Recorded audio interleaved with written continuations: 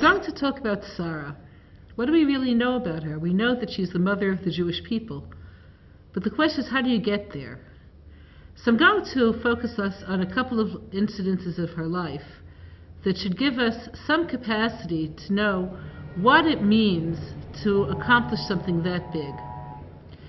Sarah is reputed to have been one of the 4 most beautiful women to live.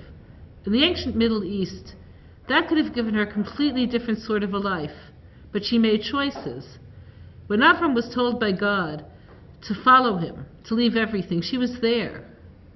There were promises made. God said, leave everything and follow me, and you'll have children, prosperity, a fortune. They got there was a famine. A lot of us would have said, no aliyah for me. That was enough to break most people. It didn't break Sarah. They had to leave Israel to go to Egypt, where she was abducted by Pharaoh. For most people, that would have been the end of their faith. The fact that she was miraculously saved is not what I'm going to talk about. She was. But that she was able to bring about that miracle through her faith, through her prayer, that merited her God's direct intervention by having Pharaoh stricken until he realized what he had done and released her. That tells her where she's moving. It tells us where she's moving. The next interesting episode that I want to focus on is when they came back. It says that they took everything with them. What does everything mean? And back to where? So I'm moving us away from the Egyptian episode back to when they were still in Israel. They left everything and come back to their source. We don't know what material things they took with them, but we know that the text tells us that they took the souls they made in Haran. How do you make a soul?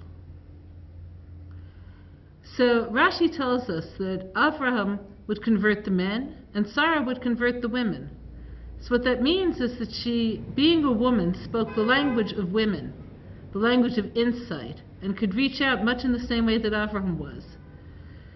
So her motherhood began first with children who were not her biological children. Motherhood means building and nurturing, and not just physically or materially. So we have 3 components now: her faith, her ability to commit, and her being a mother in the fullest sense of the word. The final thing that I want to give you, just to have a sense of what makes a person be like Sarah, was her childlessness.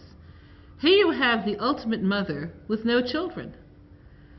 She wanted children desperately, and it wasn't happening. She saw Avram's profound unhappiness and brought a surrogate mother into the household, Hagar. And it didn't work. So ultimately, Hagar was expelled from the household.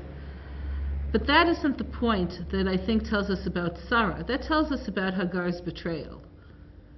But for Sarah to be selfless enough to say, I'll be built if you're built. If you have a child, I'll be built. That's huge. That takes us beyond ego, beyond self-expression, beyond actualization. It takes us into self-transcendence. Ultimately, she did have her child. She had Yitzchak, who carried on the tradition of Avram and Sarah, monotheism, the ability to bring God into the real world, faith, into all the generations that followed.